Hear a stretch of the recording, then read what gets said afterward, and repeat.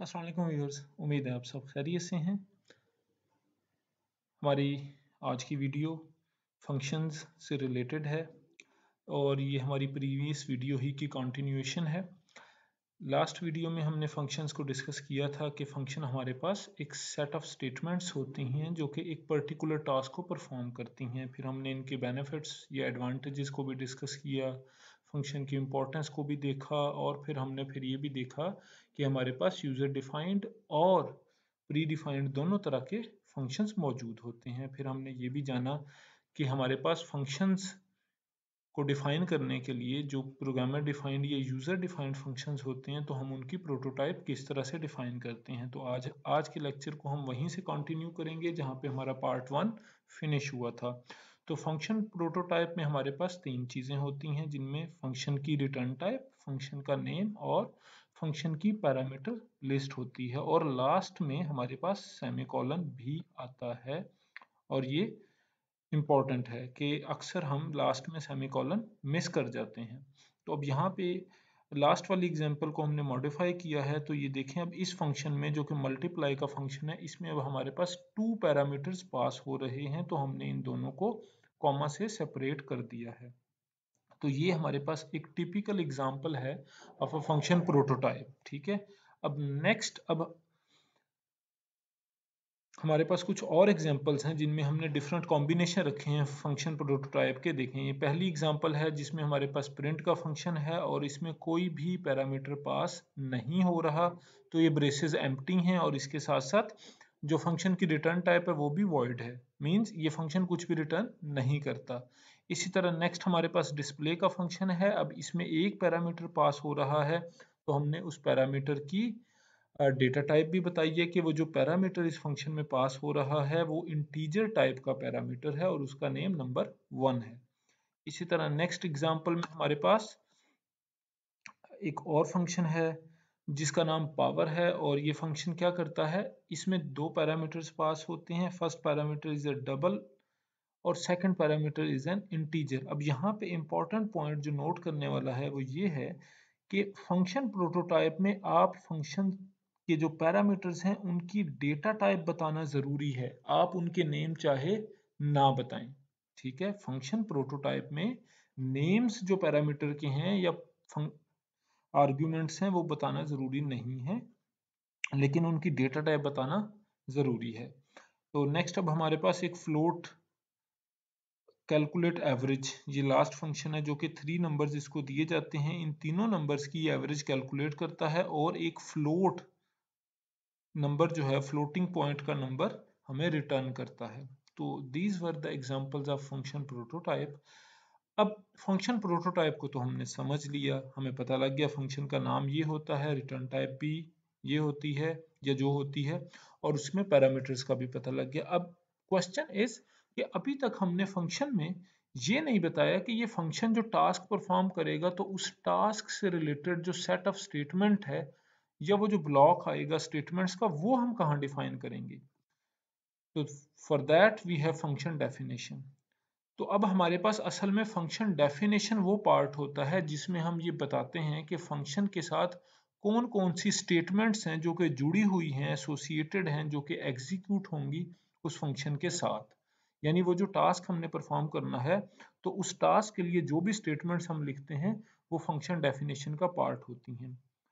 अच्छा, function definition को आप मेन फंक्शन से पहले भी लिख सकते हैं और मेन फंक्शन के बाद भी लिख सकते हैं। अगर तो आप फंक्शन डेफिनेशन को मेन फंक्शन जो है उससे पहले लिखेंगे फिर फंक्शन प्रोटोटाइप की ज़रूरत नहीं होती, फिर फंक्शन प्रोटोटाइप आप नहीं लिखते। लेकिन अगर आप फंक्शन की डेफिनेशन मेन फंक्शन के बाद लिखेंगे तो फिर आपको फंक्शन की प्रोटोटाइप बतानी पड़ती है। और इसके साथ साथ आप ये फंक्शन की डेफिनेशन एक सेपरेट फाइल में भी लिख सकते हैं। आप ऐसा भी कर सकते हैं कि एक यूज़र जितने भी फंक्शंस डिफाइन करता है उनकी एक अलग से सेपरेट फाइल भी बना सकता है जिसको हेडर फाइल का नाम देते हैं यूजली, और आप उसको फिर इंक्लूड भी कर सकते हैं। जिस तरह आप conio.h है फॉर एग्जांपल या stdio.h है, इनको इंक्लूड करते हैं as a preprocessor directive, तो इसी तरह से हम अपने फंक्शंस की एक फाइल बना के भी उसको इंक्लूड कर सकते हैं। तो खैर फंक्शन डेफिनेशन के हवाले से हमारे पास फंक्शन डेफिनेशन में दो पार्ट्स होते हैं, एक को फंक्शन हेडर कहा जाता है और एक को फंक्शन बॉडी। तो ये देखें, अब ये कोड एग्जांपल के साथ हम इसको डिस्कस करते हैं, क्योंकि बातें हमने खैर काफ़ी कर ली हैं। अब प्रैक्टिकली देखते हैं ये चीज़ें क्या है। ये देखें, अब ये सबसे पहले यहाँ पे हमारे पास प्री प्रोसेसर डायरेक्टिव है, उसके बाद अब ये यहाँ पे हमने डिस्प्ले का फंक्शन एक जो है उसकी प्रोटोटाइप लिखी है। तो ये डिस्प्ले का जो फंक्शन है इसकी प्रोटोटाइप इसमें इसकी रिटर्न टाइप है और इसमें एक पैरामीटर पास हो रहा है जिसका नेम नंबर 1 है और डेटा टाइप इंटीजर है।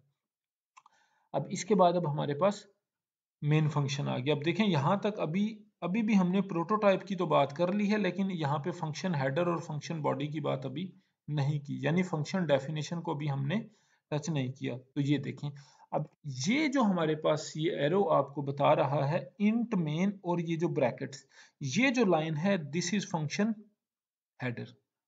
अब ये मेन फंक्शन का जो फंक्शन हेडर है वो ये लाइन है, और ये जो आपको एक रेक्टेंगल नजर आ रही है डॉटेड, ये जो पूरा पार्ट है जो कि करली ब्रेसेस में है, ये पूरे का पूरा पार्ट फंक्शन की बॉडी को शो करता है। तो असल में यहाँ पे आप एक्चुअली देख सकते हैं कि अब हमारे पास ये जो मेन फंक्शन है ये दो चीज़ों से मिलके बना है। फर्स्ट लाइन जो है वो मेन फंक्शन का हेडर है, और उसके बाद जो करली ब्रेसेस में फंक्शन की जो मेन फंक्शन की बॉडी है हमारे पास, जिसमें हमने वो सारी स्टेटमेंट्स लिखी हुई हैं जो कि ये फंक्शन परफॉर्म करता है। तो this is function header and function body. अच्छा, अब फंक्शन डेफिनेशन में ये वही चीज़ जो कि अभी हमने डिस्कस की है कि फंक्शन हेडर और फंक्शन बॉडी होते हैं, लेकिन यहाँ पे एक पॉइंट ये है, देखिए आप फंक्शन प्रोटोटाइप और फंक्शन हेडर दोनों सेम होते हैं। द डिफरेंस इज कि फंक्शन प्रोटोटाइप के एंड पे सेमीकोलन आता है, लेकिन फंक्शन हेडर के एंड पे सेमीकोलन नहीं आता। इसको चल के अभी हम और एग्जांपल के साथ अंडरस्टैंड करते हैं। फॉर एग्जांपल अब ये देखें, अब हमारे पास ये एक कोड है, एक प्रोग्राम है जिसमें हमने ये एक फंक्शन डिस्प्ले स्टार का बनाया है और इसकी हमने प्रोटोटाइप लिख दी है। प्रोटोटाइप का मतलब ये होता है कि इस फंक्शन की जो डेफिनेशन है वो मेन फंक्शन के बाद आएगी, यानी अब यहाँ पे हम कंपाइलर को ये इंस्ट्रक्शन दे रहे हैं कि ये फंक्शन है, इस नाम का फंक्शन जो है इस प्रोग्राम में यूज हो रहा है, ये इसकी प्रोटोटाइप है, लेकिन एक्चुअल फंक्शन की जो डेफिनेशन है या जो उसकी बॉडी है वो अभी नीचे मेन फंक्शन के बाद जाकर आएगी।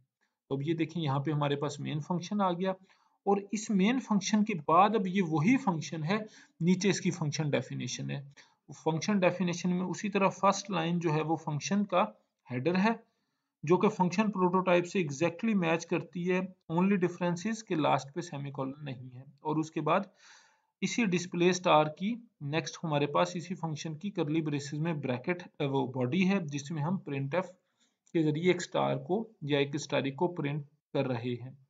तो ये अब इस एग्जांपल में आप देख सकते हैं कि अगर हमारे पास मेन फंक्शन के बाद हमने फंक्शन डेफिनेशन लिखनी है, मेन फंक्शन के बाद फंक्शन डेफिनेशन लिखनी है, तो फिर हमें स्टार्ट में उसकी प्रोटोटाइप बतानी पड़ेगी। लेकिन अगर इस फंक्शन को हम उठा के मेन फंक्शन से ऊपर ले जाएं तो फिर हमें फंक्शन प्रोटोटाइप देने की जरूरत नहीं है। आइए देखिए इस तरह से, ये देखें अब यहाँ पे इस पूरे फंक्शन को हम उठा कर ले गए हैं मेन फंक्शन से पहले, तो यहाँ पे अब हम इस फंक्शन की जो बेसिकली इस फंक्शन की यहाँ पे हम प्रोटोटाइप नहीं डिफाइन कर रहे, इसकी जस्ट हमने फंक्शन डेफिनेशन दे दी है जिसमें फंक्शन का हेडर और फंक्शन की बॉडी मौजूद है। और उसके बाद फिर मेन फंक्शन नीचे आ गया जिसमें मेन फंक्शन की अपनी जो बेसिकली हेडर है और उसकी अपनी बॉडी मौजूद है। तो इस तरह से बेसिकली हम इसको यूज करते हैं फंक्शन प्रोटोटाइप और फंक्शन डेफिनेशन को। अब नेक्स्ट ये है कि फंक्शन तो हमारे पास बन गया है, अब इस फंक्शन को यूज कैसे करना है। तो किसी फंक्शन को जो कि हमने डिफाइन जिसको कर लिया है, अब उसको जो यूज करने का प्रोसेस है वो कहलाता है फंक्शन कॉल। यानी उस फंक्शन को असल में अब आप एग्जीक्यूट करना चाह रहे हैं, यानी आप चाहते हैं कि उस फंक्शन को कि वो फंक्शन वो सारी कमांड्स परफॉर्म करे, तो इसको कहते हैं फंक्शन कॉल। अच्छा, अब ये फंक्शन कॉल किस तरह होती है ये देखें, डायग्राम में भी आपको नजर आ रहा होगा कि जो मेन फंक्शन है, मेन फंक्शन में एक यहाँ पे हमारे पास मेस का एक फंक्शन है। मेन फंक्शन में एक मेस जो है ये यहाँ पे ये देखें आप, ये मेन फंक्शन में यहाँ पे हमारे पास एक मेस की स्टेटमेंट लिखी हुई है जिसमें मेस है, ब्रैकेट्स हैं और सेमीकोलन है। तो इट मींस हम यहाँ पे मेस के फंक्शन को कॉल कर रहे हैं, यानी हम मेस के फंक्शन को एग्जीक्यूट करने जा रहे हैं इस लाइन पे।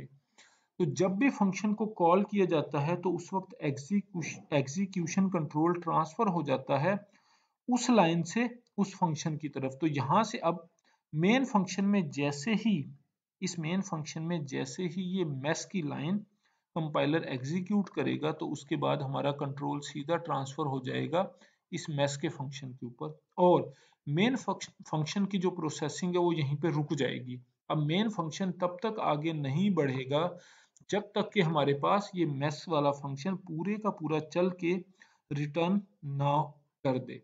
तो जैसे ये फंक्शन पूरा चल जाएगा, इसकी बॉडी पूरी चलेगी, तो उसके बाद कंट्रोल वापस मेन फंक्शन में उसी पॉइंट पे आ जाएगा जहां से शिफ्ट हुआ था। तो इसको कोड की एग्जांपल के साथ देखते हैं। ये देखें, अब ये हमारे पास एक प्रोग्राम है जिसमें हम 5 स्टार्स को प्रिंट कर रहे हैं 5 लाइंस में। अब यहाँ पे ये देखें, उसी तरह से हमने स्टार्ट में फंक्शन की यहाँ पे हमने प्रोटोटाइप बताई है, और इस फंक्शन के नीचे यहाँ पे हमने फंक्शन हेडर और फंक्शन बॉडी डिफाइन की है। अब इस फंक्शन को हम अपने ये जो मेन फंक्शन है इसमें यहाँ पे कॉल कर रहे हैं। ये देखिए, ये वो पॉइंट है जहाँ पे इस फंक्शन को हम कॉल कर रहे हैं। ठीक है, ये डिस्प्ले स्टार का फंक्शन ये फॉर लूप में कॉल हो रहा है, तो इसको कहते हैं फंक्शन कॉल। अब जित फॉर लूप हमारे पास 5 टाइम्स चलेगा, और हर दफा जैसे ही वो डिस्प्ले स्टार इस लाइन पे पहुंचेगा तो उसके बाद मेन फंक्शन यहीं पे रुक जाएगा। पहले हमारा जो एग्जीक्यूशन कंट्रोल है वो डिस्प्ले स्टार के फंक्शन में जाएगा, उस स्टैरिक को प्रिंट करेगा, फिर उसके बाद वापस फॉर लूप के अंदर आएगा। तो इस तरह से हमारे पास बेसिकली इस तरह से हमारे पास इस सारे प्रोसेस में हम फंक्शन कॉल को यूज कर रहे होते हैं। तो हमने कोशिश की है इसको बड़े सिंपल लेवल पे अंडरस्टैंड करने की। तो आई होप आपको समझ आ गया होगा, but still if you have any questions तो आप अपने कमेंट पोस्ट करें, हम आपके कमेंट्स को रिस्पॉन्ड करेंगे, और नेक्स्ट वीडियो में हम फंक्शन से रिलेटेड लास्ट जो टॉपिक है हमारा उसको डिस्कस करेंगे।